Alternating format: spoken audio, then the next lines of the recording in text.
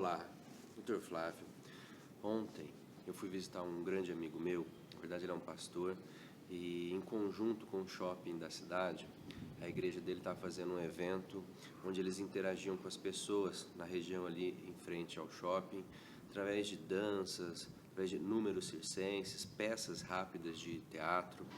E num dos momentos, alguns dos participantes ali do evento, eles se vestiam de garçom e com uma bandeja na mão, o alvo deles eram os motoristas que paravam no semáforo. E eles diziam assim para os motoristas: não corra, não beba, não morra. E isso me chamou muita atenção por dois motivos: pelo próprio evento, né, pela conscientização, pela interação maravilhosa deles lá. Mas quando eu estava indo para lá, nas marginais, não sei se você é de São Paulo aqui ou não, talvez não, mas talvez quando esteja vendo esse vídeo já passou um tempo.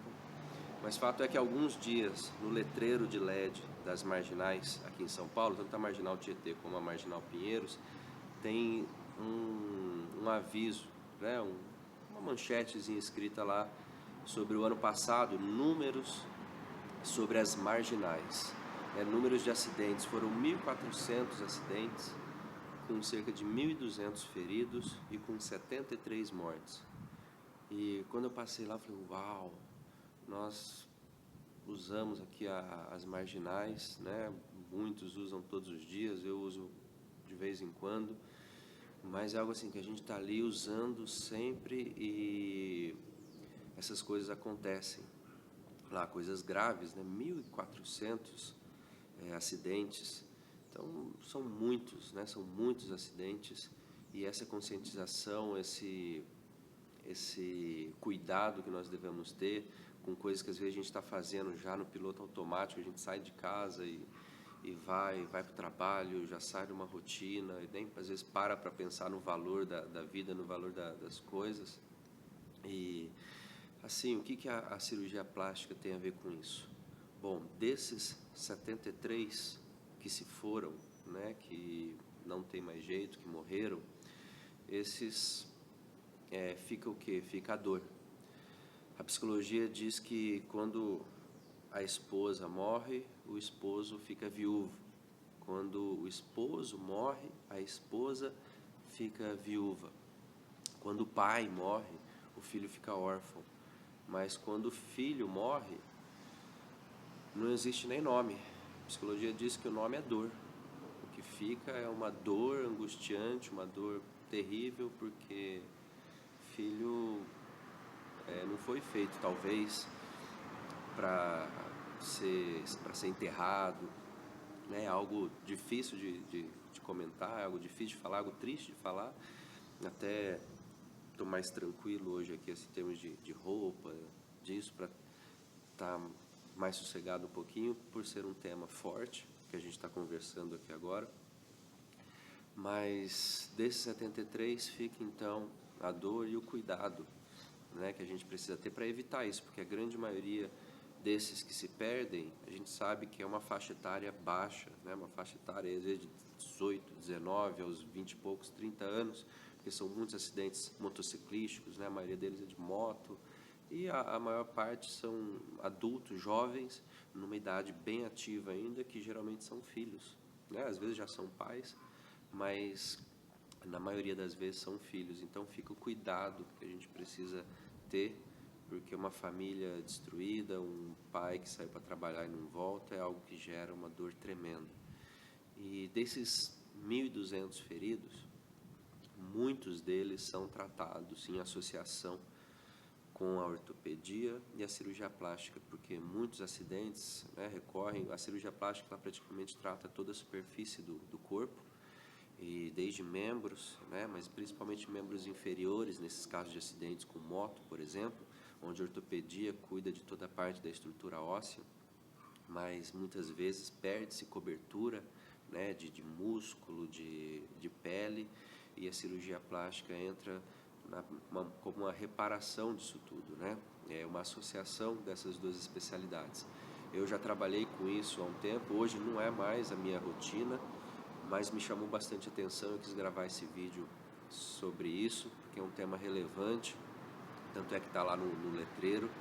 E assim, a gente pode contribuir com isso. Eu acho que dentro de casa, nas famílias, a gente pode criar acessos, porque às vezes se a gente só falar, ou só comentar, ou só ver uma manchete, talvez não seja tão eficaz, mas quando a gente consegue ter uma proximidade com a pessoa, existe algo que a gente consegue fazer que são acessos, né? A gente consegue criar acessos, e quando a gente cria acesso, a palavra tende a entrar mais na pessoa, de modo que ela fique mais reflexiva e tome mais cuidado, principalmente quando ela se sente digna, quando ela se sente desejada, quando ela se sente ouvida, honrada. Então, por exemplo, eu trabalhei bastante já em pronto-socorro, e em pronto-socorro é muito comum a gente atender, por exemplo, pessoas que passaram por situações difíceis e chegam lá machucadas, embriagadas, e eu tinha uma maneira de abordar essas pessoas, porque era muito comum, às vezes, vir alguém e repreender pela pessoa estar alcoolizada, né, e tentar falar assim, como se estivesse dando um princípio ali, né, mas como se fosse aplicando um sermão de uma maneira que fosse mais um sermão, talvez, de tanto que essa pessoa já ouviu. E eu tinha uma abordagem um pouquinho diferente, né? Primeiro, a pessoa, quando está ali, ela já vê o médico com uma certa autoridade. Então eu não preciso ficar usando dessa autoridade, talvez, para falar algo mais incisivo. Eu tentava ser amigo, me colocar numa posição igual nessa pessoa, e eu brincava com ela, né? Eu começava a perguntar o que ela tinha feito, o que ela tinha bebido. Às vezes ela tinha feito um corte em algum lugar, um corte na face. É muito comum a cirurgia plástica ser chamada para tratar isso, né? Um corte em lugares mais expostos, né? A gente tem alguns princípios que a gente usa para tentar fazer uma sutura, fazer uns pontos um pouquinho com cuidado especial, e eu me aproximava dessas pessoas conversando com elas de uma maneira diferente, né? Eu falava sobre o que ela tinha tomado, o que ela tinha feito, e também eu abordava essas pessoas de uma maneira diferente, de uma maneira onde eu tentava ser mais amigo, para eu tentar criar esses acessos que eu estava falando. Então eu brincava, falava assim, perguntava o que você tomou hoje, né? A pessoa falava cerveja, falava uísque, outros misturaram, outro cachaça, enfim, todas as coisas que a gente sabe que destrói muito o nosso organismo, destrói muito o nosso corpo. E eu brincava assim, falava, olha, da próxima vez tenta tomar uma dose de JC. Eles até paravam assim, né? Eles estavam assim, até uma certa agitação, parava, me olhava assim, falava assim, JC? Eu falei, tenta usar uma dose de JC, até brincava, só toma dois dedos assim, direto, porque talvez vai fazer diferença na sua vida. E aí perguntar assim, JC, alguns lembram de JB, né? Quem bebe ou não, eu não bebo, né? Mas quem bebe conhece, eles têm uma bebida que chama JB, não estou fazendo aqui nenhuma propaganda, mas às vezes ele associa e pergunta, o que é JC, né? E eu falo, olha, toma uma dose, né? Tenta usar uma dose de Jesus Cristo. E era assim, essa palavra parece que simples, mas às vezes tão impactante, que muitos deles paravam assim na hora e começavam a chorar. E falavam, poxa, doutor, sabe que é verdade? Eu tô precisando disso mesmo. Minha mãe me fala tanto, meu pai me fala tanto, e assim, mesmo no momento parece que de embriaguez, a pessoa caía em si por uns minutos e a palavra parece que entrava. Tanto é que muitos deles ficam um tempo, né, no pronto-socorro, né, toma remédios, toma soro, glicose, toda aquela história, e vai embora 1, 2, 3 horas, às vezes 4 horas depois, e muitos deles faziam questão depois de tentar ir me procurar no pronto-socorro para falar, doutor, JC, hein? JC, vou lembrar.